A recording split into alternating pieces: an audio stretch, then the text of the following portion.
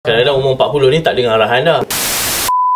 Okey, jadi selain pada tu, apa lagi dekat Misa Academy yang ada sehingga Cik Anwar beria nak cerita dengan semua orang Misa dah ada Academy sendiri?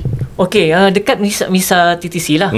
Okey, saya tertarik dari segi bidang scaffolding. Kalau untuk pengetahuan semua. Okey. Okey, di mana kita di Misa TTC kita akan menjalankan kursus basic scaffolding selama 15 hari.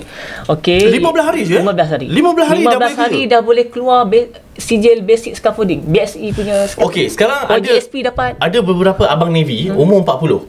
Boleh? Misa tak ambil lagi?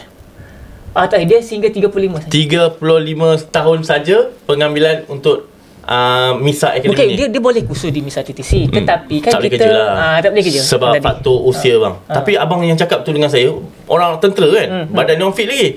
Tapi walaupun abang fit, sebab kita ikut pada medical Petronas kan. Petronas punya syarat pun lebih 35. ya, kadang-kadang umur 40 ni tak dengar arahan dah. Sebab dia orang dah tua. Jadi benda tu dia orang elak. Mungkin abang baik, tetapi orang-orang lain lah, majoriti